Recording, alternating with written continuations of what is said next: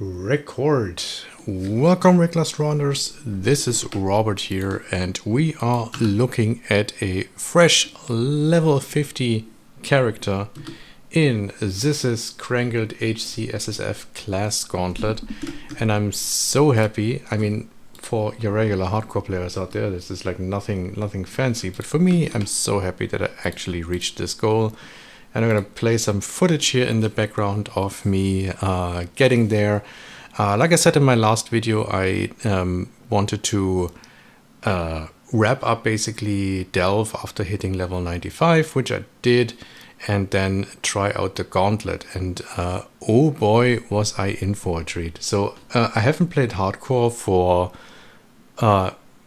I want to say like 5 years, maybe even longer. I played a little bit of hardcore when the game first launched and tried it here and there, but ultimately it wasn't really for me, and not just because I'm a bad player, which yeah, maybe I am, but mostly because I really lack the time to play hardcore. What I mean by that is that when you die in hardcore, you lose all your progress, but if you only have like 6-7 hours a week to play, you really don't get very far in the league. So that held me back. That's why I didn't play it, and that's why I mostly play softcore. But after getting my goal done in the Delve League, I try to get at least to level 50 in the Gauntlet, because level 50 gives you the very first MTX prize, which is the mystery box. And my first attempt was a splitting steel duelist. I tried to go champion. I wanted to go champion and then do like General's Cry, Shield Crush, which is like super tanky build, super fun to play. It looked very promising in POB. Videos looked awesome. And yeah, then I basically went to Morvale at level 15, I would say. So I was over zone level, but I underestimated the multi-proj AoE attack that Mervale has in her second phase, and I didn't have too much move speed. I didn't have move speed flasks, and then I basically bit the dust for the very first time. After that, I was trying to I don't know what I was trying, honestly. Because I started with a Marauder. I was thinking I can maybe go into Chieftain and then do something with maybe Fireball, Ignite Prolif or something. But after running around Hillock with default attack because I ran out of mana and saving up my mana flask for when he pulls his sword out to just then go ham on him with Heavy Strike, ended up pretty poorly, and I realized that maybe Marauder is not the way to go. So then I thought, let's maybe try Rangers. I do like Caustic Arrow. So Caustic Arrow is something that also deals damage over time, so you can shoot and you can run, and it should be pretty safe. And I could go into maybe something like a Pathfinder, and then maybe spec over to Toxic Rain, what everybody and their mothers are doing. So I did that, and yeah, that also didn't go too well. So that was the rip there. So let's open up rip number 3, which is right over here. Yeah, basically I started with Caustic Arrow, had easy time with Mudflats. I had easy time with Hail Rake actually, because I could kite him around. And then while I was just minding my business going through the submerged passage, I kind of forgot that you really don't have anything against freeze if you don't carry Wanderlust around, which I didn't. And then these guys basically did that, and I had like a million years to log out, but for some reason I didn't think of the logout macro. Yeah, so 4th time's the charm. I then rolled a Witch.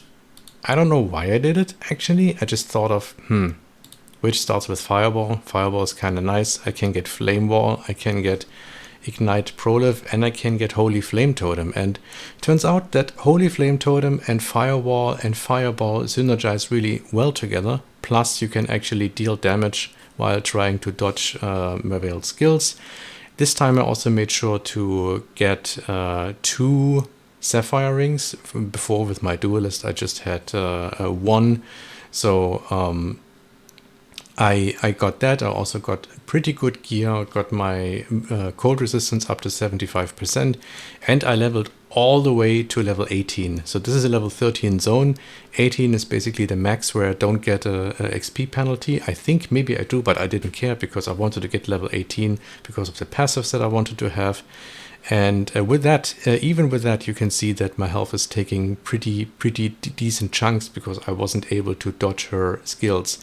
Even though I leveled so far, I actually never managed to get movement speed boots. I picked up all the boots that I could. I checked the vendors, but the game didn't have one. So this is me running around with a chest armor, with a shield, which makes me super slow. Both chest armor and shield had life and resists on, so that is a thing at least. But still, the multi-proj attack of Merveil is pretty brutal. The fight took pretty long. Same for the Brutus fight that basically happened earlier. But in the end, I got Merveil down. I think I also have, yeah, here's the Brutus footage. It's already shortened. Like here in this, he's already on pretty low health.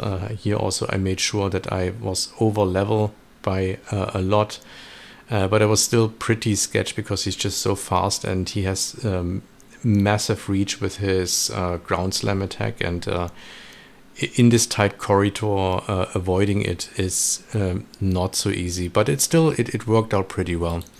Then in Act 2 I knew that Weaver would be super painful, so I actually picked up Volatile Dead, and also managed to, on the way to farming Weaver, I managed to get an instance that had a crit shrine. So I picked up the crit shrine. I picked up Decoy Totem, which I found, which I was really happy about because Witch normally doesn't get Decoy Totem.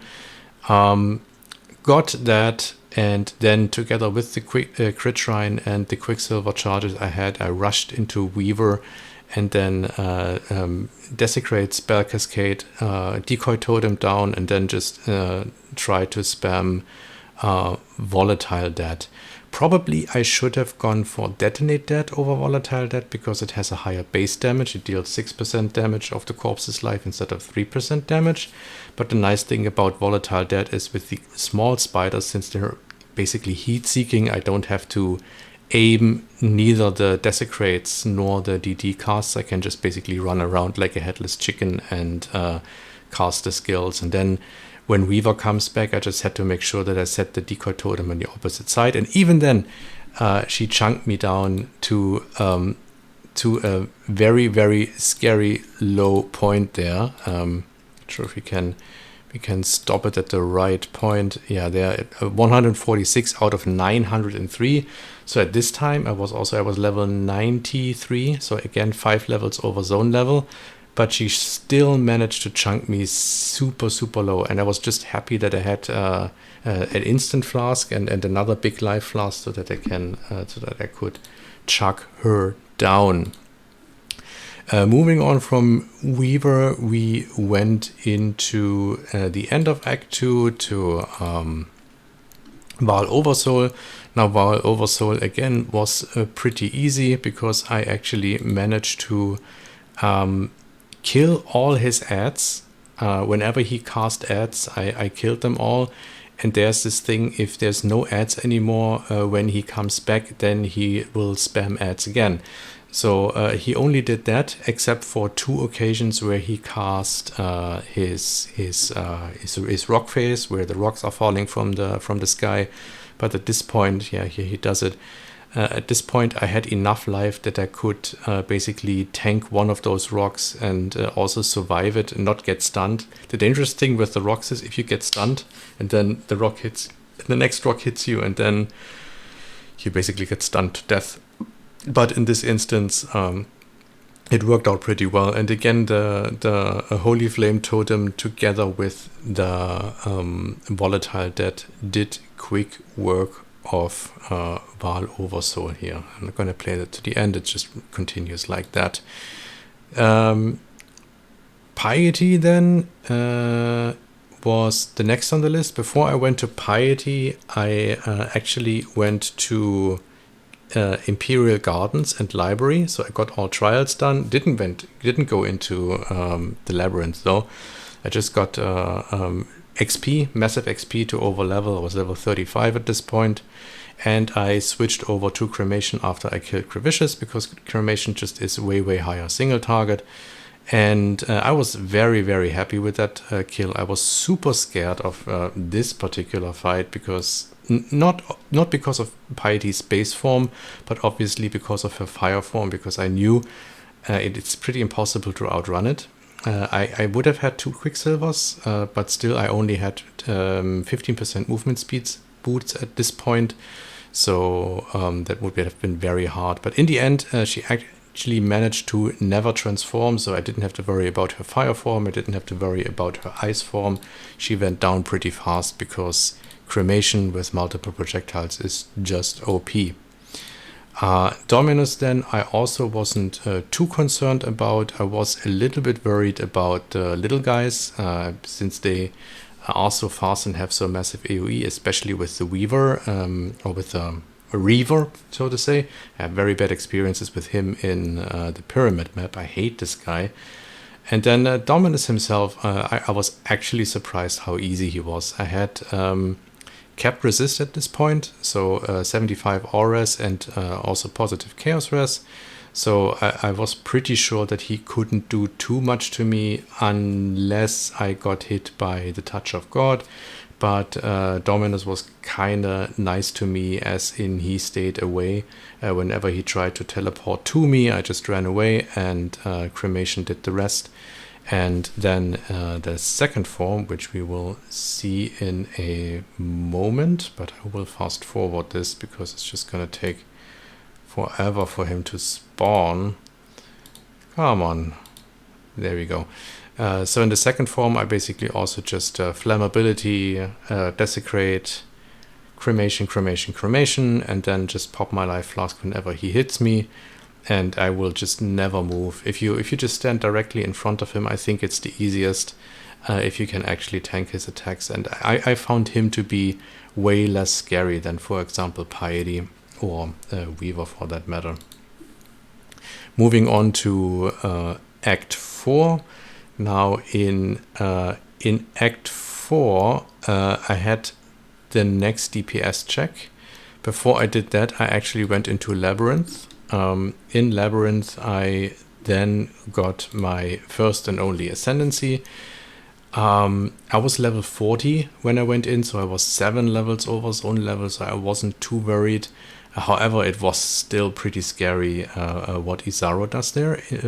None of that hit me, so I don't know how much damage it would have done, but given that I already had like almost 2k life, I wasn't too worried.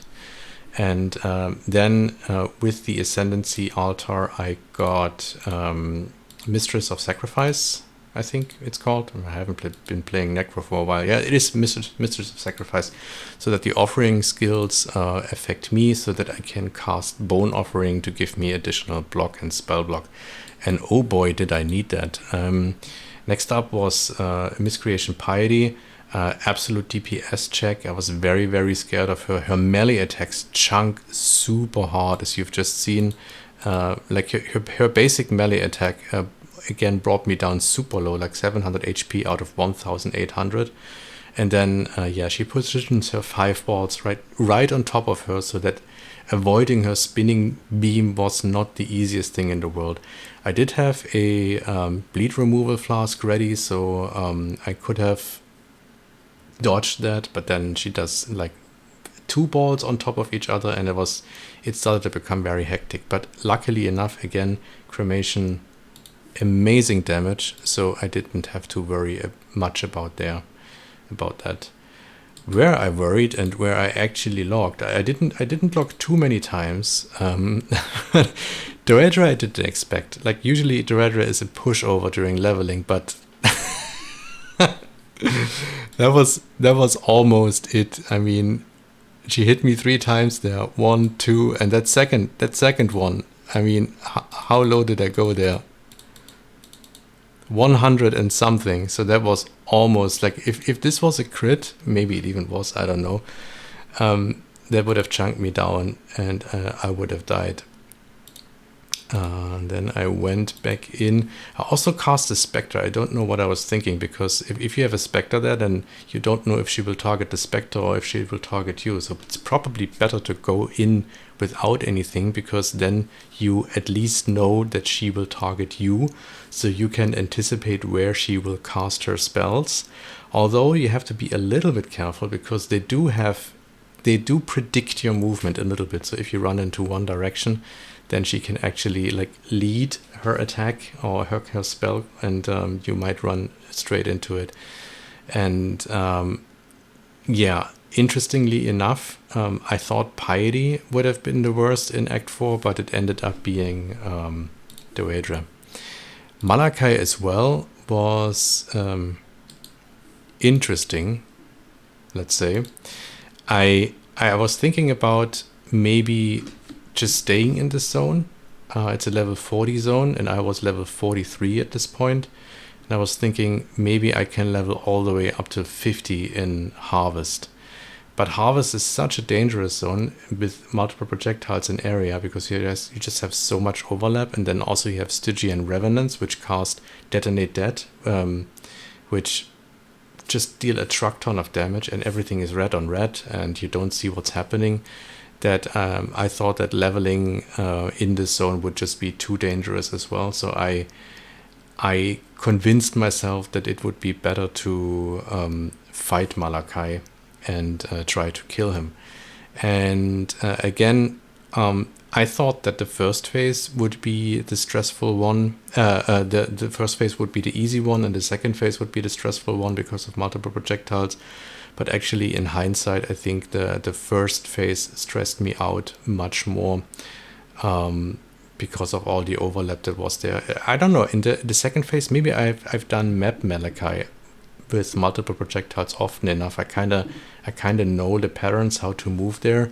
And then again, Cremation made it so easy, because you can just put the Cremation there. It has a super long duration. And if Malachi doesn't move out of the way, he will just take damage, while you can run around and avoid damage, which is super, super great.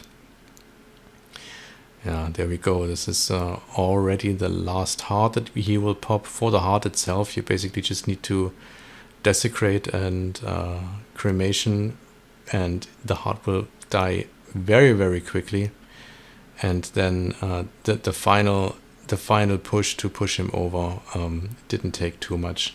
At this point I was thinking about how can I fit Culling Strike into my setup, but then I was thinking, okay, maybe I don't need to worry about it too much, because at this point I just have to get through the beginning of Act 5, get to Chamber of Innocence, and then in Chamber of Innocence do the final push. So I landed here in Chamber of Innocence at level 44, I want to say. Maybe I was at 45 even already.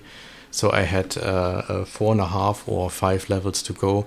And as you might know, Chamber of Innocence is an amazing zone for XP, because there's a ton of blue and rare mobs that just give a truck ton of XP. And compared to all previous zones at the end of Act 4, I would say Calm Stream, the Reso Stream, even is harder than this zone, at least in this event, because here, even with the multi-proj and even with the area of effect, the monsters in here don't seem to be so scary, but they're very, very good XP, and it was super chill to run through this. And I basically, like the first time I ran through here, I gained 1.5 levels, and then at the end, from level 49 to 50, I needed to run the zone like 1.5 times even. So that's how crazy good XP this zone gives.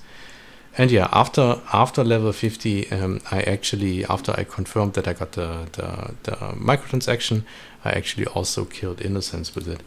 But that's where the character stands. Let me switch over here and maybe jump in once more into Chamber of Innocence to go over the character. I will paste the POB down below. It's not something very special. I even had, like, these were the boots I had on. I just swapped them out to these boots, which I found in Innocence, where I crafted 2% more move speed on. So I guess yay.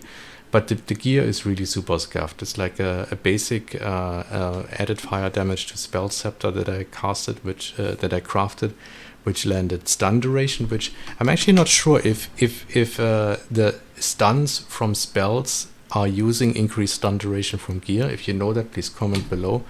I regal cast speed, which I was pretty happy about, and then I added fire damage from the bench. Chest piece, very crappy, but I needed it for the resists. Helmet has life, mana, and resist. The shield has auras, a little bit on the implicit. It has life gain on block, which is super nice, life and resist. Gloves, life, resist, life gain on kill, very nice. The belt, life, mana, and resist. And yeah, the boots I just showed. Rings, life and regen, very nice. And amulet, life, regen, resists, and attributes. And yeah, skill-wise, I think I'm even running a scuffed setup because I'm running combustion and elemental focus. So this is like super stupid. Instead of combustion, I mean, it is a more multiplier on the fire damage, but why do I want a chance to ignite, and ignited enemies have -10? This should be any other support gem, but yeah, whatever. I just didn't think about what I want to put there. Yeah. So, and I'm actually debating now with myself if I should run this in future events as well. I actually found cremation to be a super chill leveling skill. I do enjoy levelings that go a little bit slower. I don't need to race through the game, and I do enjoy corpse skills. And one problem that corpse skills have usually is that you run out of corpses pretty quickly. So normally when you have a VDDD slinger, you cast Desecrate, which is automated from your trigger weapon, and then you cast a DDVD once, and then all the corpses are basically gone. And if monsters appear, you're exploding them so fast that you have like no way of keeping your damage up, because you need to reapply corpses over and over again. But the nice thing with cremation is that it has duration. It lingers here forever. And then monsters come in, they die, you can cast it again because you have a fresh corpse. They come in again, you cast it again, and you don't even have to desecrate. And if you have a bunch of pack size, you can actually chain this through maps, which is super comfortable. And then you can put a flame ball in, which I don't remember the button for. You can put a flame ball down if it's like a rare. Then the flame ball and the desecrate, they will like add more damage on top, and then you have your vulnerability, and it's just a super pleasant experience. So I'm actually thinking about this hardcore event.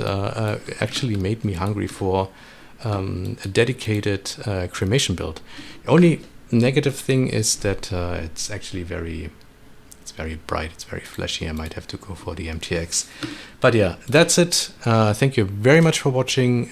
If you participated in the Gauntlet, please let me know how it went for you. If you want to try it out, give it a go. It's a blast. It's a very interesting experience. And with that, have a good one. Bye bye.